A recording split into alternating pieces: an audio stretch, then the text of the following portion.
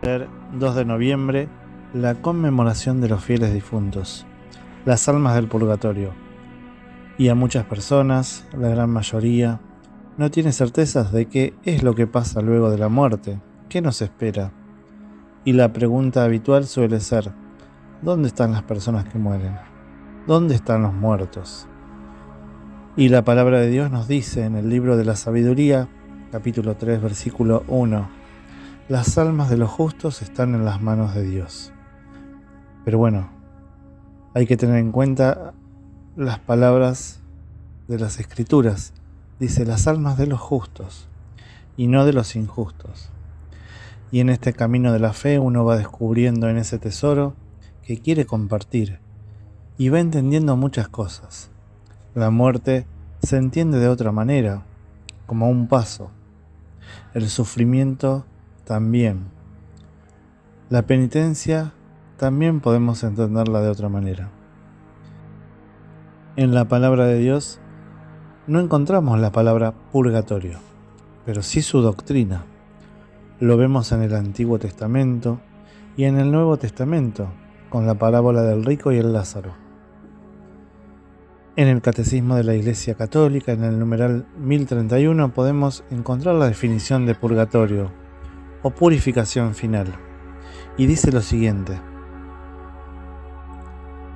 los que mueren en la gracia y en la amistad de Dios, pero imperfectamente purificados, aunque estén seguros de su eterna salvación, sufren después de su muerte una purificación, a fin de obtener la santidad necesaria para entrar en la alegría del cielo.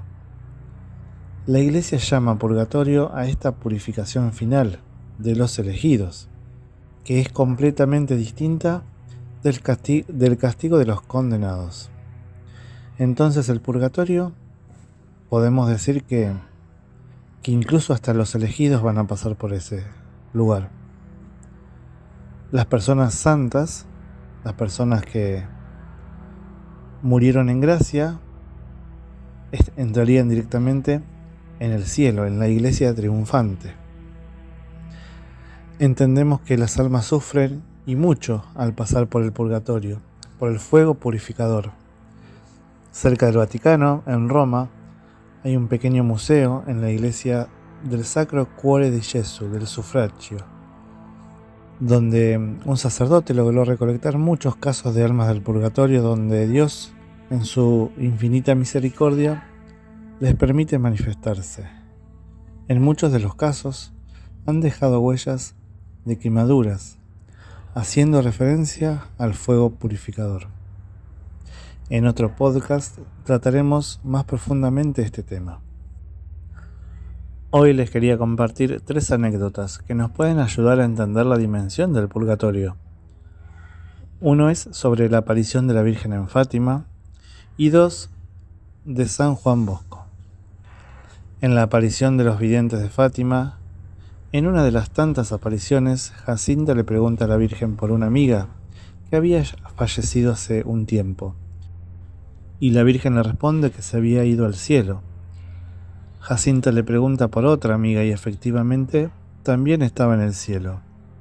Luego vuelve a preguntarle por otra amiga, y la Virgen cambió el semblante de su rostro a uno más triste, y le respondió que estaba en el purgatorio y que estaría hasta el fin de los tiempos. Y pensando en esta aparición y en esta reflexión, se me ocurre qué puede hacer una nena de la edad de Jacinta en un pueblo hace tanto tiempo. Debe haber hecho algo muy grave o simplemente el fin de los tiempos está muy cerca. Creo firmemente en la segunda opción. Y luego la amistad entre San Juan Bosco y Luis Comolio, también hay una gran anécdota que el mismo Juan relata. Esto lo podemos encontrar en las memorias bibliográficas de San Juan Bosco. Y dice así: dada la amistad e íntima confianza que mediaba entre mí y Comolio, solíamos hablar de lo que nos podía suceder en cualquier momento, esto es, de nuestra separación cuando llegue la muerte. Un día, recordando lo que habíamos leído en algunas biografías de santos, decíamos, medio en broma, medio en serio, que nos podría ser de gran consuelo si el primero de los dos que fuera llamado a la eternidad hiciera saber al otro en dónde se hallaba. Renovando a menudo esta conversación, nos prometimos recíprocamente rezar el uno por el otro, y que el primero que muriera daría noticias de su salvación al compañero sobreviviente. No me daba yo cuenta de la importancia de una promesa tal. Confieso que hubo en ello mucha ligereza y jamás aconsejaría que otros lo hicieran. Con todo, entre nosotros aquella sagrada promesa se tuvo siempre como algo que había que cumplir. A lo largo de la enfermedad de Comolio se renovó varias veces el pacto, poniendo siempre la condición de que si Dios lo permitiese y fuera de su agrado. Las últimas palabras de Comolio y su última mirada me aseguraban que se cumpliría el pacto. Algunos compañeros estaban en secreto y deseaban verdaderamente que se verificara. Yo estaba con ansias porque esperaba con ello un gran alivio en mi desconsuelo. Era la noche del 3 al 4 de abril, la noche siguiente al día de su entierro, y yo descansaba, juntamente con otros 20 alumnos del curso teológico en el dormitorio. Estaba en la cama, pero no dormía. Pensaba precisamente en la promesa que nos habíamos hecho, y, como si adivinara lo que iba a ocurrir, era preso de un miedo terrible. Cuando he aquí que al filo de la medianoche oyóse un sordo rumor en el fondo del corredor, rumor que se hacía más sensible, más sombrío, más agudo a medida que avanzaba, semejante al ruido de un gran carro con muchos caballos, o un tren en marcha, o como el disparo de cañones, no sé expresarlo, sino diciendo que formaba un conjunto de ruidos tan violentos y daba un miedo tan grande que cortaba el habla a quien lo escuchaba. Al acercarse a la puerta del dormitorio dejaba tras de sí una sonora vibración en las paredes, a tal punto que parecía estar hecho todo de placas de hierro, sacudidas por brazos potentísimos. No podría apreciarse a qué distancia avanzaba aquello. Se producía una incertidumbre como la de que deja una locomotora cuyo punto de recorrido no se puede conocer, si se juzga solamente por el humo que se eleva en los aires. Los seminaristas de aquel dormitorio se despiertan, mas ninguno puede articular palabra. Yo estaba petrificado por el miedo. El ruido iba acercándose cada vez más espantoso. Ya se le siente junto al dormitorio, se abre la puerta, ella sola con violencia, sigue más fuerte el fragor sin que se vea nada, salvo una lucecita de varios colores que parece el regulador del sonido.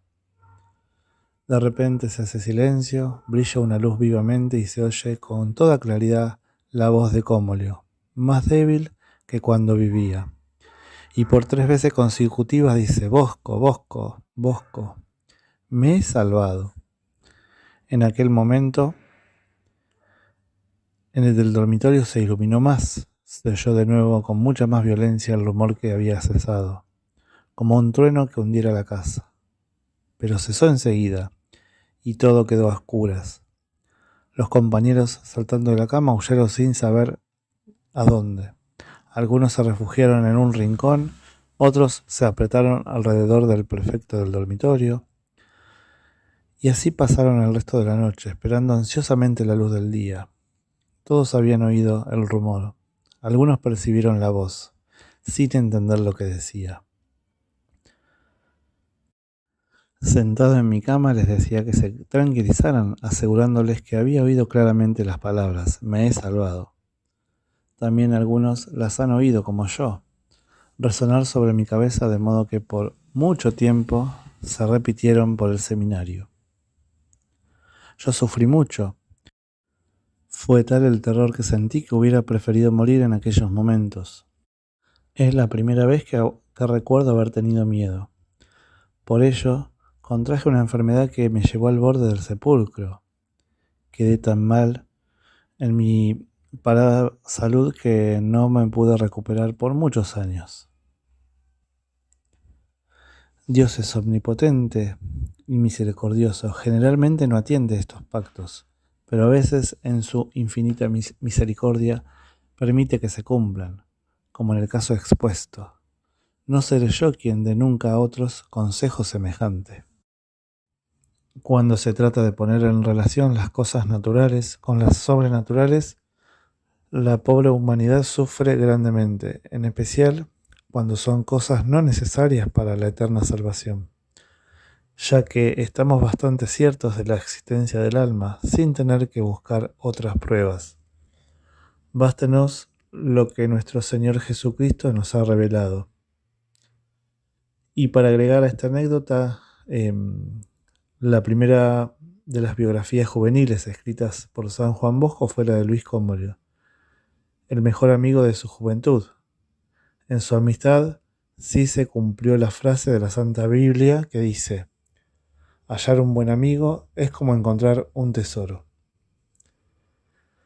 Y a continuación la aparición de Mamá Margarita en el año 1860, también registradas en las memorias bibliográficas. Y dice así: mi mamá Margarita había muerto el 25 de noviembre de 1856. Pero en el mes de agosto de 1860 soñé que viniendo cerca del santuario de la Consolata me encontraba por el camino con ella. El aspecto de mi madre era bellísimo y yo, admirado, le pregunté: ¿pero cómo? ¿Su merced aquí? ¿No está muerta? He muerto, pero sigo estando viva, me respondió. ¿Y su merced es feliz? Totalmente feliz, felicísima. Le pregunté si había ido al paraíso inmediatamente después de su muerte, y ella me respondió que no. Luego le pregunté si en el paraíso estaban algunos de mis mejores alumnos que habían muerto. Le dije los nombres y me dijo que sí, que estaban allí. Luego le pregunté: ¿me podrá explicar qué es lo que se goza en el paraíso? Aunque te lo dijera, no lograrías comprenderlo, me respondió. ¿Pero no me podría dar aunque fuera una pequeña muestra de lo que allí se goza, o se ve, o se oye? Y en ese momento vi a mi madre totalmente resplandeciente, adornada con una lujosísima vestidura, con un rostro de maravillosa majestad y belleza, y acompañaba de un numeroso coro que cantaba solemnemente. Y ella comenzó a cantar un himno de amor a Dios, un canto de una dulzura que nadie logra explicar, un canto tan bello que llenaba de gozo y de dicha el corazón, y que elevaba la mente hacia las alturas celestiales. Parecía que fuera un coro de millones. Al oír aquellas finísimas melodías, quedé tan emocionado que me parecía estar fuera de este mundo, y no fui capaz de decir nada ni de preguntar ni una otra cosa más a mi madre. Cuando hubo terminado el canto, mamá Margarita se volvió hacia mí y me dijo: te espero en el cielo, porque nosotros los dos debemos estar siempre cerca el uno del otro. Dichas estas palabras, desapareció. Y también, en una de las preguntas de San Juan Bosco, mamá Margarita nos comprueba que efectivamente ha pasado por el purgatorio antes de llegar al cielo. Podemos comprobarlo y constatarlo en esta lectura. Y la Iglesia también nos enseña que tenemos maneras de ayudar a las almas del purgatorio a llegar al cielo. Imaginen poder ayudar a algún amigo a algún familiar, a nuestros antepasados y a mucha gente que no conocemos a llegar al cielo. Y esto es beneficioso también para nosotros, porque a las almas que nosotros ayudemos, cuando estén en presencia del Señor, van a rezar constantemente por nosotros, día y noche. Esta enseñanza se apoya también en la práctica de la oración por los difuntos de la que hablaba la Escritura. Por eso mandó Judas Macabeo hacer este sacrificio expiatorio en favor de los muertos, para que quedaran librados del pecado. Desde los primeros tiempos, la Iglesia ha honrado la memoria de los difuntos y ha ofrecido sufragios en su favor, en particular el sacrificio eucarístico, para que una vez purificados puedan llegar a la visión beatífica de Dios. La Iglesia también recomienda las limosnas, las indulgencias y las obras de penitencia en favor de los difuntos, como por ejemplo celebrar una misa en nombre de los difuntos, el rezo del Santo Rosario, las indulgencias plenarias del Papa Francisco, y podemos ayudar a que estas almas estén en presencia del Señor, en la Iglesia triunfante. Recordamos que estamos los vivos en la Iglesia militante, está la Iglesia purgante, aquellos que pasan por el purgatorio, y la Iglesia triunfante, ¿no?